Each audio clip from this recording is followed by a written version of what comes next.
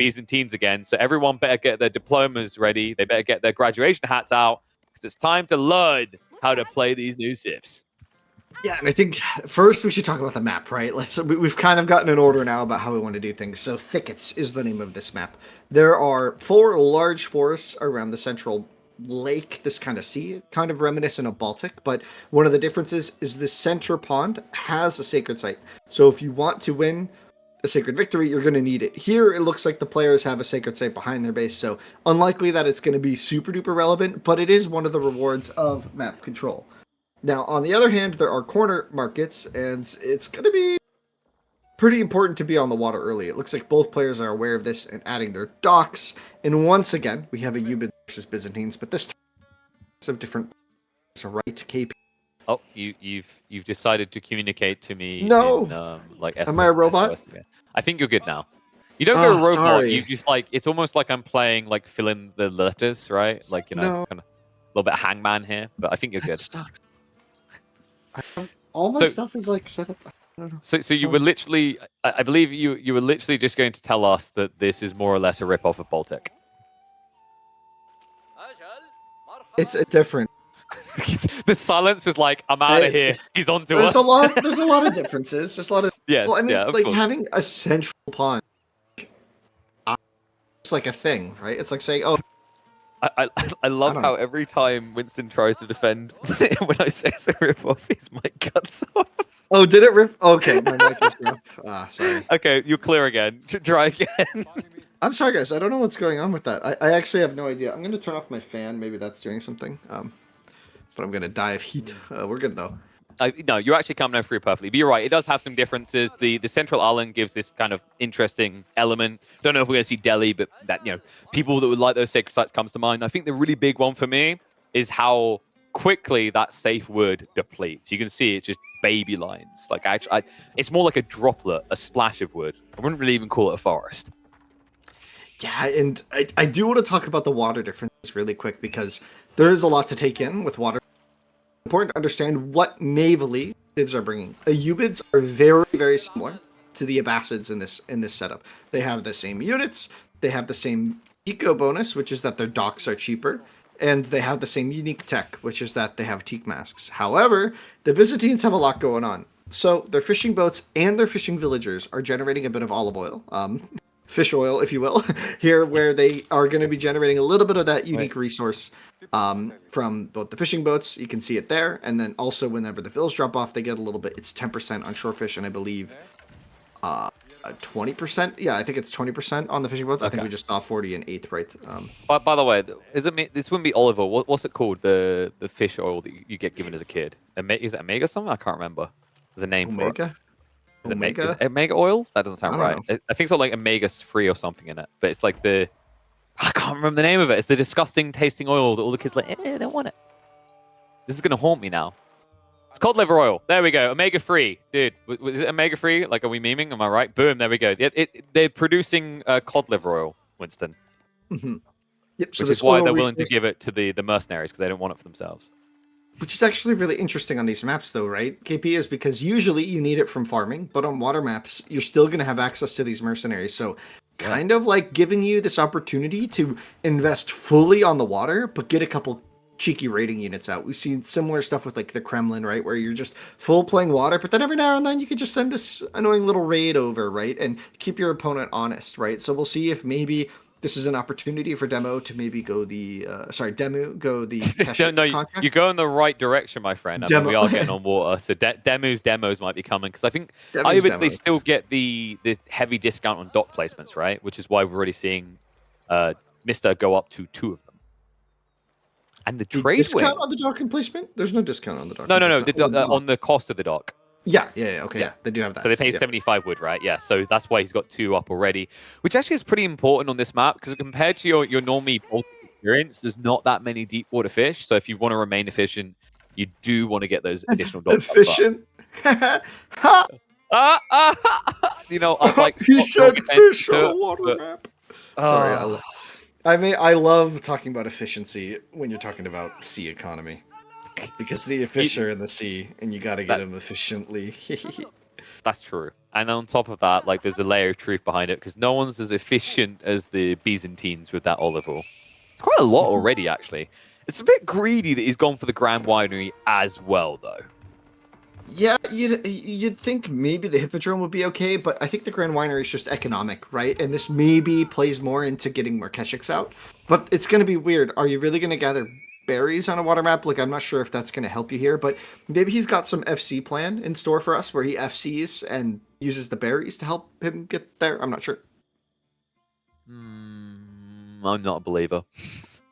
But, you know, it's early days. I think... Honestly, I think a lot of people, it's the classic thing I think that always happens with civs, where you look at the eco side and you exploit it first. But I'm looking forward to seeing more Hippodromes. I'm a bit heartbroken we don't get to see it in this show match. But maybe tomorrow, if you're just tuning in and thinking that this is the last chance you got to see a Hippodrome on EGC TV this weekend, you want to mark Sunday as well. I believe we're going to have not DeMu's here. We're going to have Beastie versus Marine Lord in another Play All 7. So you do not want to miss that. But something you are going to get to see different in this game is the Byzantines have a different approach towards her. One that actually might play quite well into Thicket because of how claustrophobic it is. Did anyone ask for flamethrower ships? And did anyone wonder how Flame wins water battles? Greek fire time, baby. Yeah, exactly. The Droman does replace the Hulk, so they don't have the normal counter, and it has less range, so there are some potential drawbacks to how you play naval. But this bad boy spews fire, and we're going to get to see it in all of its glory in just a few moments if he does move this forward, and he's going to spot this dock on the left. It's going to very quickly burn down the dock if he goes there, but I think he wants to head over to the fish. Yes. You know, he says, look, if you take that fish away, that's less olive oil for me, so get the hell out of here, kid. Mr. He's going for the demo ship.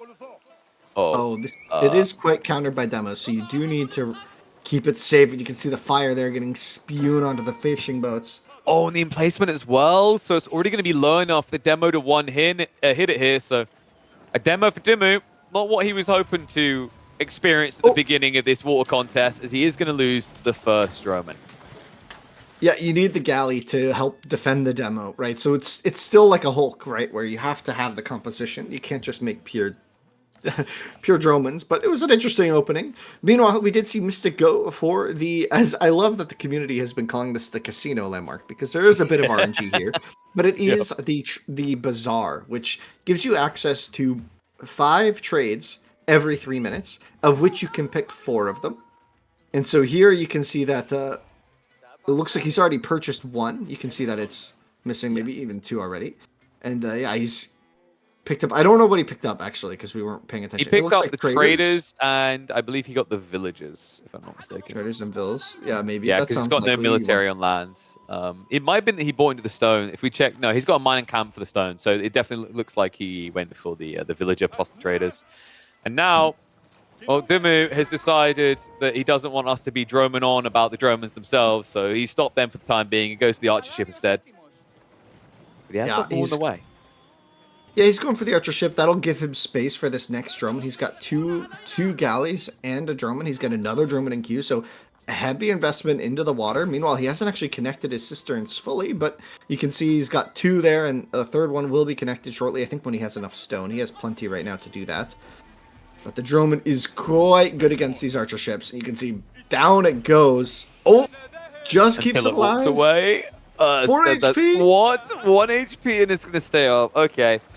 But these things can burn down docks fairly fast, actually. I think they're a little, maybe they're similar, but it feels like they might be a little bit better than individual Springwell chips, at least from what I've seen. I think they're better, yeah. They should be, because they have to go into melee range, basically, to deal that damage. Looks like another trader was purchased. Housing. Housing. Funny thing, kids. You want to know why you don't want to build the trade wing? Because it griefs you. If you find yourself housed and then trying to tech up, the tech up will queue behind the pop block unit. So you have to be aware. Don't do that. You have to be aware of your queues here.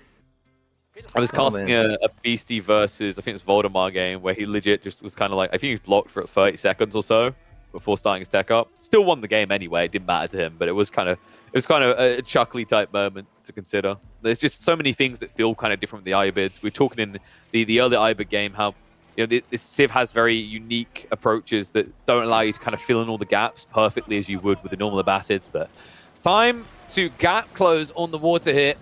Through the drone is going to show up, and these docks probably not long for this world. And the scary part right now is it doesn't feel like Mista has a counter solution to this, right? Like no mass demos coming. He's trying to finally pull them out, but it seems like he was being a bit greedy and trying to sneak up towards Castle Age.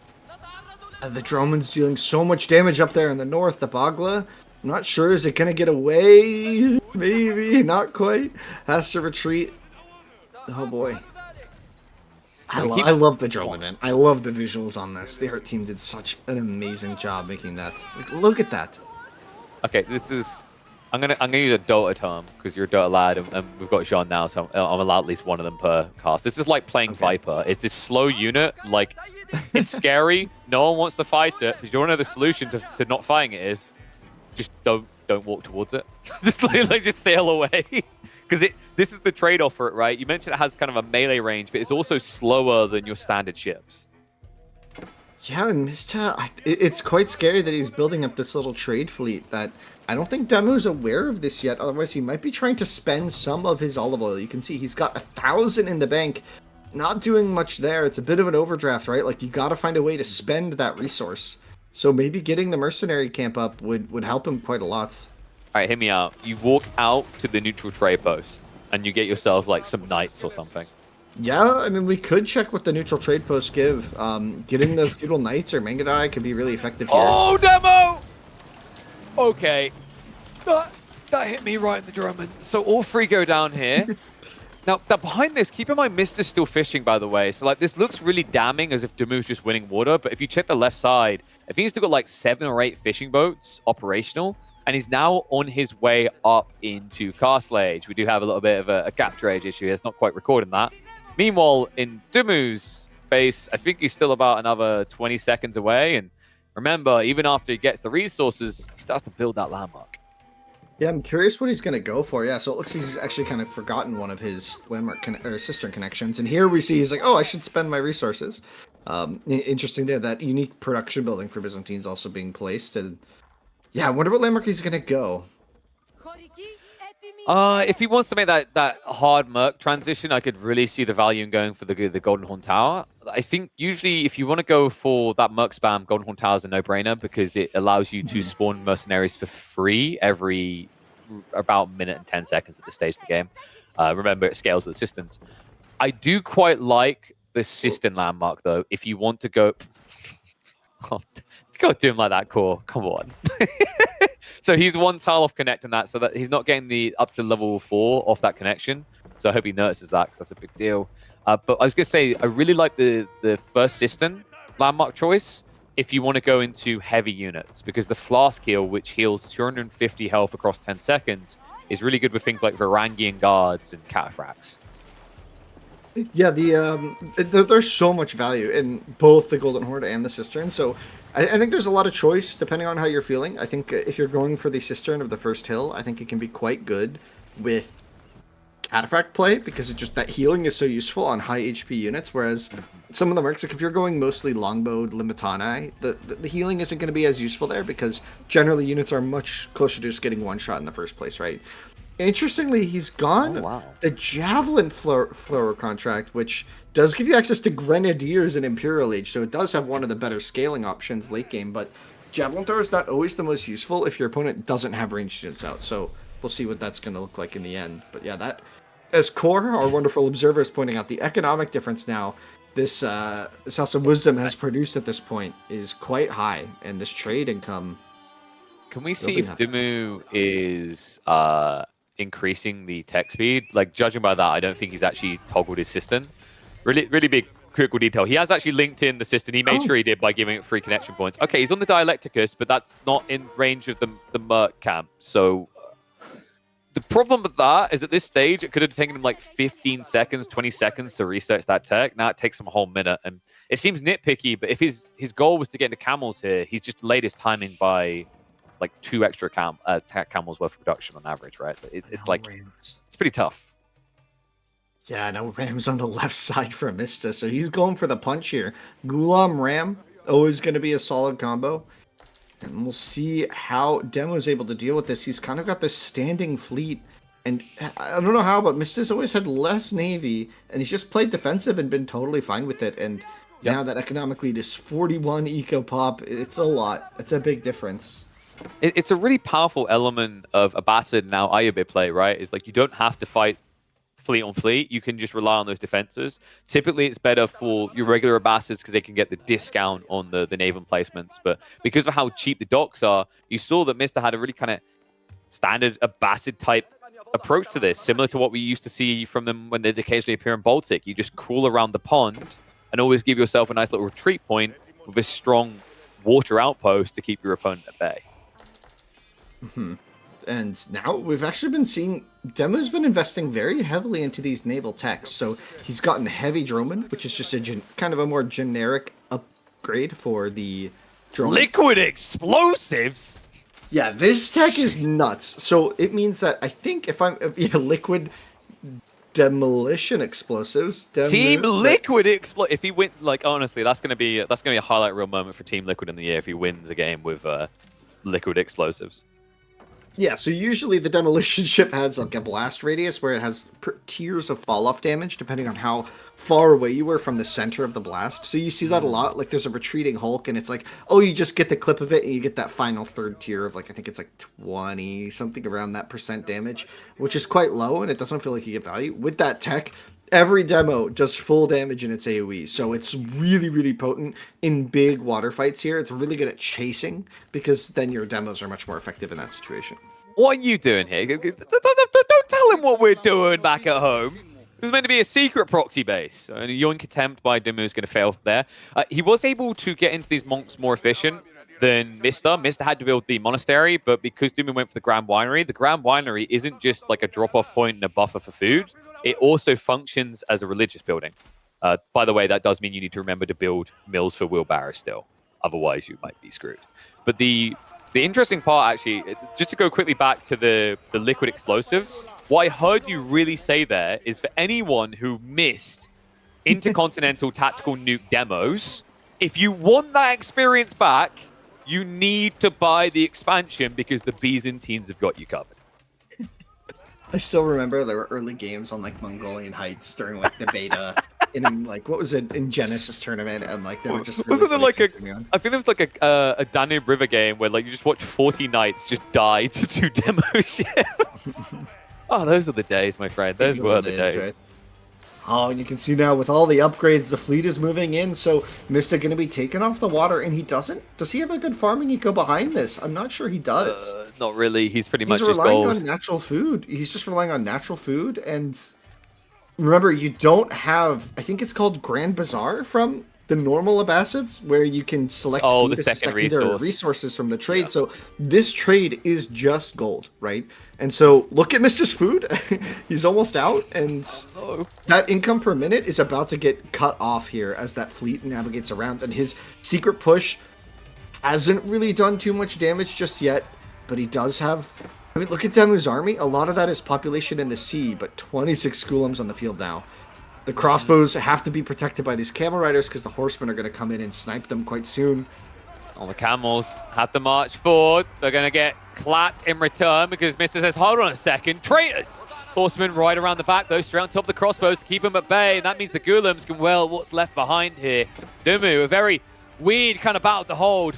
As you said, most of his military is actually on the sea, so maybe not as strong as he would normally be, but the debuff aura from the camels definitely assisting against those horsemen, keeping a few extra crossbows alive, and maybe just enough with the javelins to get through these Ghulams.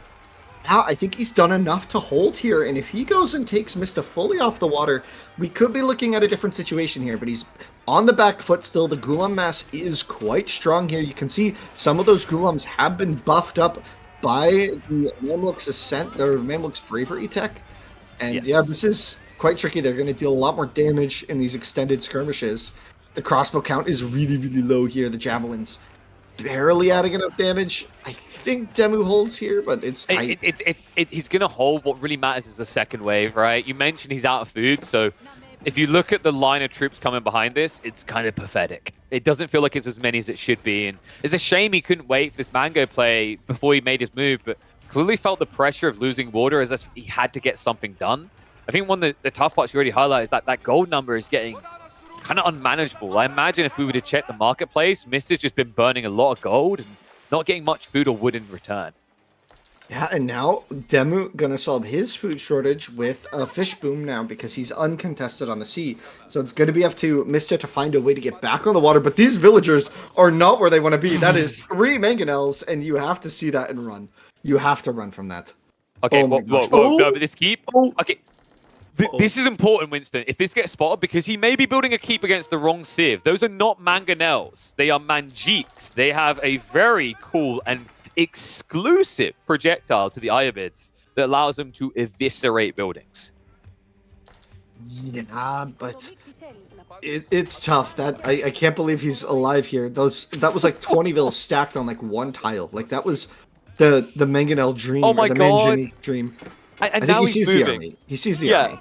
Yeah, no, I was thinking more the fact that, like, Mista literally moved the moment the villagers moved away. Like, the timing couldn't have been worse for him, right? Where it's like, okay, the play's passed here. He's going to be adding in rams. He could add in trebs very easily. He could just switch to the fire mode on these mangonels as well. That's what I'm expecting. No. We don't hurl rocks. We hurl fire. Yeah, the fire projectile is actually specifically good against buildings, right? They're really good at leveling an entire base. Especially if it's like clustered production. Oh my gosh! Villages. Okay. They're getting burned. It's okay, you know, cremation back in the castle age. Whoa. Space efficient, man. We're running out of places to bury people in this game. But the interesting thing is he's not gone for the mango switchover. He would have been killing this keep like twice as quickly, I think. And well, right now, kind of DeMu getting into the count. Third Sprinkle coming out, but Ram's now arriving. I don't know if DeMu's gonna be able to keep this castle up for long. Yeah, those aren't Desert Raiders anymore on the front line there. Those are Camel Lancers, I believe, on the front line there, which are quite potent. They're basically the knights for Ayyubids, but that's a lot of units from Mista. The Springald's getting the picks on the mangonels, though. There's 5 mangoes. They just really need one shot. In fact, who said that Springald's counter mangoes? I don't think at this count they do. Although, on the side, Mista not noticing the 8 clicks coming in. He'll move his infantry across, but the mangonels are just being cleaned up. And without that to back up his army, I can't help but feel that DeMu will once again hold. But after this fight, he could be the one moving out to be the explorer. Yeah, DeMu kept his crossbow mass alive, which was the point of that mangonel switch. And he wasn't able to quite deal the damage I think he was expecting to with this push. That was a heavy investment. And look at the macro. He's floating so much gold. Yeah, but on the flip side... Look, DeMu has an issue on his side as well. He's out of gold. If I'm not mistaken, there's no more gold veins in his starting area, and wall-ups have occurred, so it makes it hard to get out. So he's rushing this down after getting access to it for the first time in a little while. Curious to see what he's going to try to transition into next. Now that he sees mass spearmen, I could see Varangian Guard being the go-to play. Maybe he just feels like Limitane is still a good sticker here, as long as he keeps his backline alive. How's this Mangonel still alive? Oh my. Ain't anymore. The Golem spam is starting to work really, really well for Mista here. He's just massed units into this choke point. But now there are 2 Springalds here, so the Siege Workshops aren't a huge threat anymore. Wow, this game is really tense. This one market has been doing work, though. Not a single raid has come in. I mean, how do you raid here? Like, I mean, it's really important for Mista, though, that he doesn't lose this position, right? Yes. And DeMu has been building momentum. He has a really good food income, which also, from the fish, will give him olive oil. That's true, but someone we have to keep in mind is like Mista, you know, his eco was weak a few minutes ago. There was a gap, but that's 154 eco without fishing at all, right? So, you know, he has the flexibility now, and if you think about the map, if you were to kind of divvy up territory, it's fair to say Mista has very easy access to 2/3 of the map right now. So you can already see him kind of exploiting the gold near his proxy base here in the center, and that means as DeMu starts to exhaust this gold, there's not going to be many options left for him elsewhere on the map.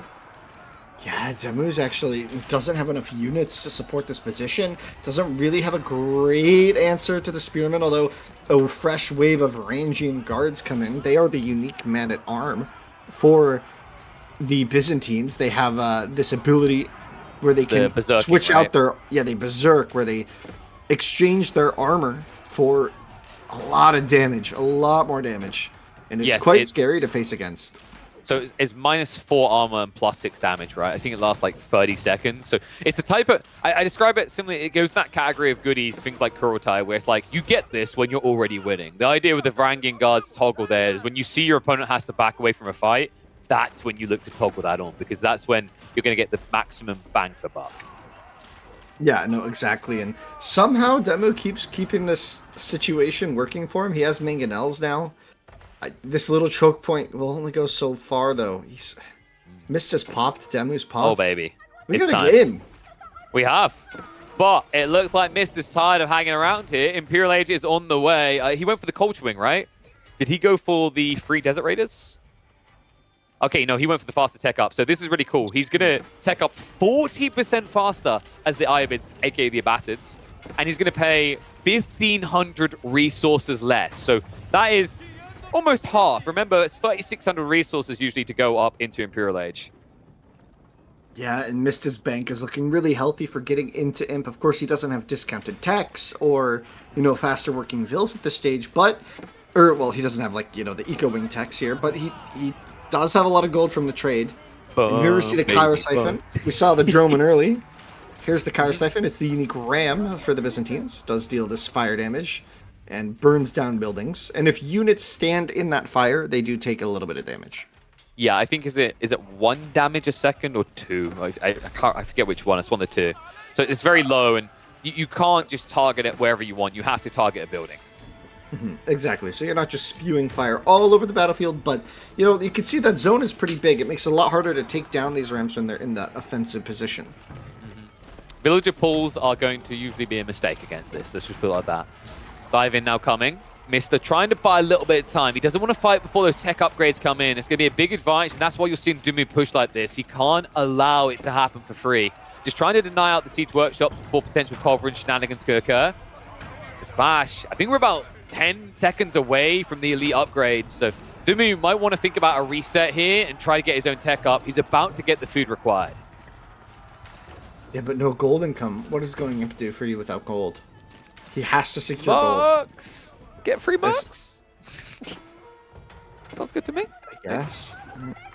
But, I mean, what do you... You would have 200 gold.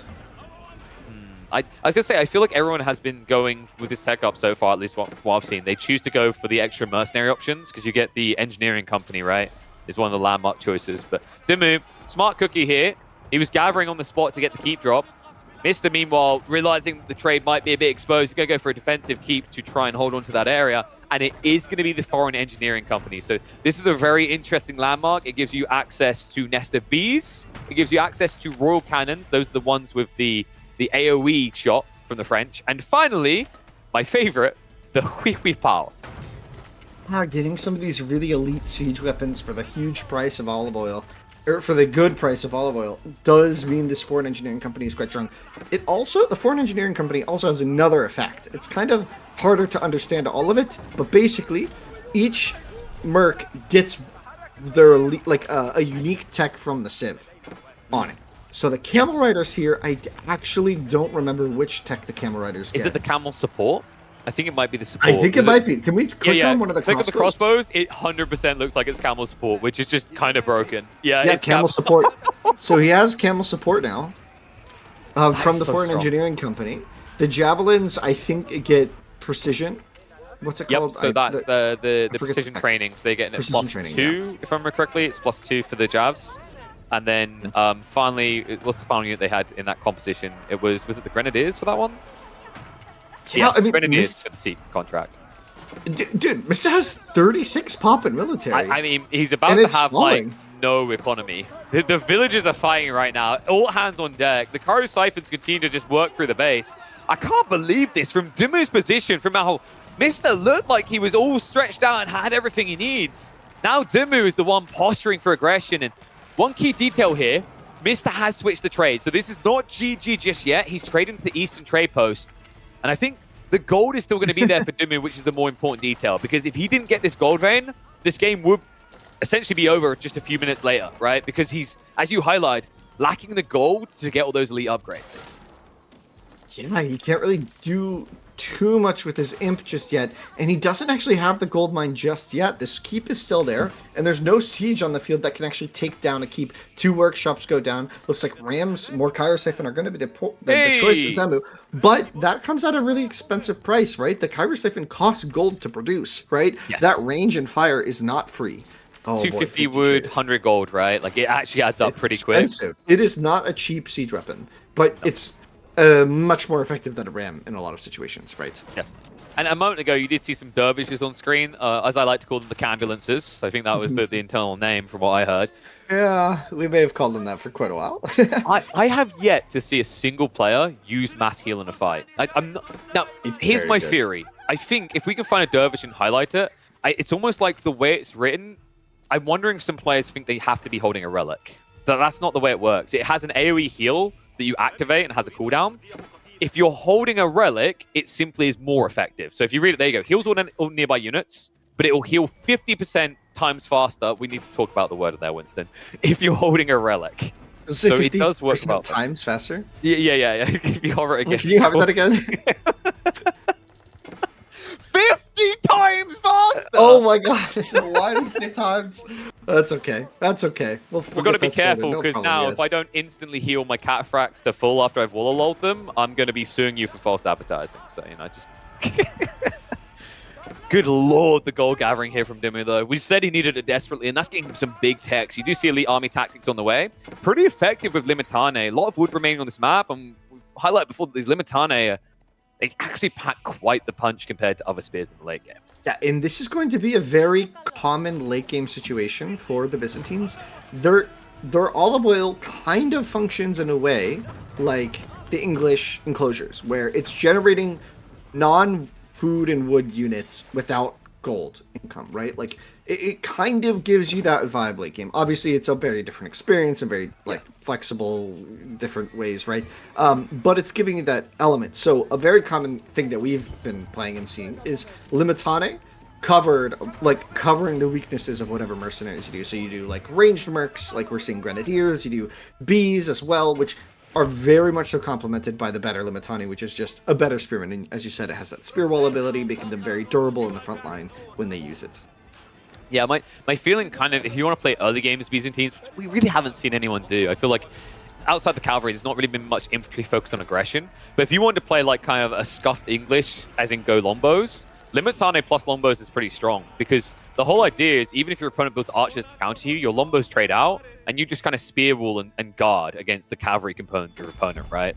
And sure, you're eventually going to die, but you're going to die at half the speed someone else's spearman would do, due to that 50% ranged armor. Yeah, and now it's DeMu's turn to be the one who's fully popped. He's pressuring once again, another good fight for him potentially, but that is a lot of hand cannons. And remember, the Mamluks' bravery applies to them when they get a kill. They are an infantry unit, so you can see there the bonus damage comes in, and that is quite strong. That's a lot more damage, going to make them more effective. Javelin's still going to be a good option if he has any here. I don't think there's only 6. He's got 4 or 5. I think, yeah, 5 in total. Really important detail there. Mista got into culverins. That was crucial. If he didn't do that, Nestabees would have killed his ass here, even with the hand cannoneers. So remember, DeMu now has access to those due to the engineering company. Yeah, DeMu Stonewall at the right side to curtail. He's trying to keep the focus on the left. I'm going to open this up and pressure. We've got Winston from the moon again. Oh, am I? Sorry. Yeah, just tell me whenever that happens. I don't know what's going on. It's all right. Just give it a second. You need to get a bit of breathing room. The problem is you're just giving too much info, so like what your ISPs are slowing you down, so that people can balance the information they're getting. In fact, quickly just disconnect from the Discord call and reconnect. It sometimes does help. That's a safe shout, I think. We'll have the wise man Winston back with us in a second, just in time to see DeMu getting ready to throw more frags than you saw in World War II. It's going for the Grenadiers. Eric is well out on the field for DeMu. It looks like Mista sneaked in some docks, forcing this really expensive gold unit to be produced here from DeMu. I'm not sure he wants to be making more ships right now when gold is very precious for him. And also, the only good news for him right now is that we saw those demo ships weren't immediately reacting, so at least he's kind of like draining Mista in return a little bit. But I think that the bigger detail is the pop, right? A demo ship costs a lot less than a Carrack in terms of the population burden. And now these walls going up, DeMu's at least going to be able to delay things. I think he's trying to buy time for maybe some sort of transition behind this. You mentioned that Limitane become a key element of late game. I'd love to see him just kind of keep that going while slowly scaling up these Grenadier numbers. Yeah, if he can somehow shut down the trade, but at the same time, this big gunpowder mass is on its way. 3 bombards, 35 hand cannons. This gold mine is not long for this world. These villagers have to run. And DeMu needs to find a solution here. He needs to find a unit that'll beat these hand cannons. And I can tell you, the Mittani are good, but they ain't it for this. They're good at dying against this. They're good at dying to hand cannons, yeah. Yeah, it's a kind of unfortunate choice for him, but really kind of limited, right? It's the food and wood for him. He can't easily afford to get into mass gold, but he's gradually getting into that siege as a backline. I think if you can get to like 4 Nesta Bees, maybe the play would be to add in some horsemen, which, by the way, this is the stage in the game where I like to bring back the idea of the Hippodrome, because actually, horsemen are incredibly powerful at this stage of the game with the Hippodrome tech, because it gives a +4 damage bar for movement speed and heal. But sadly, because he went for the Grand Winery, that's simply not an option. Yeah, and we finally, in the first set of this, the first game of this Play L7 historic show match on EGC TV, we're finally in a late game. You know, the previous couple games are really short and concise, right? But we're entrenched now on thickets, and I'm curious to see how Mista capitalizes on his mass right now, right? He's got the hand cannons, he's got the bombards. It feels like he has his dream composition. Yeah. Do you know what what else does he need to do? I think for Mista, maybe actually horseman for him as well, because you need to get in and do some eco damage eventually, right? But I was going to say, you know what makes it even better than this is our first game to get to the late game? It's a water map, which is kind of comedial, because usually the comments we see around water maps is that if you lose water, it's GG. Well, I don't know if it's just because we're in experimentation mode, or maybe it's just that Thicket actually is a big improvement on some of our existing water maps. But there's clearly ways to survive even if you get your ass kicked on water. And Mista's showing us that here. And now this push on the right once again. So DeMu trying his best to cut off the trade, but like you said, Mista just swaps it again to the left, and DeMu shows his hand on the right, and that's kind of the issue with these really slow masses. And he's got a big death ball here, but I'm a little scared for DeMu that the death ball from Mista is scarier, but I could be wrong. 3 bombards just feels like it's going to push way faster, and there's important landmarks on the front. There's important docks that he needs to keep alive. Maybe he can bring 2 Carracks over and surprise or something. Really? The 3 bombards. I think the moment you turn up, you're going to be a sunken treasure fleet. So, yeah, I agree. It's quite difficult with his position. I think Mista is just going to get an opportunity to potentially end the game here, because DeMu right now, the other big problem is there's nothing fighting him on the north side, which means he's just population dense up here with no defenders at home. And against 3 bombards that he dropped a long time ago won't last more than, I'd say, about 30 seconds. Base race? Is that the... Do you really want a base race? Because you've already lost 1 landmark. Yeah, and all your shit's right here. Like, oh, he's so screwed. Dude, imagine the base race. Oh, it's just a line. It's just a line of stuff. And the House of Wisdom has 5... There's somewhat 17,000 health. And it still has 5 fire armor, by the way. Look, it has 5 fire armor. It's like, if this is the base race, before you even reach his first landmark, you've already lost 2. I think DeMu's only choice legit is to delete his army and try to rebuild it here. No, he's gonna just go. He's gonna pull everybody. But, dude, the Kyro Siphon does fire damage, right? Like, is the House of Wisdom close enough to the water, though? Are the Carracks joining in? So that might be a key detail. They are. Okay, in towards the House of Wisdom we go.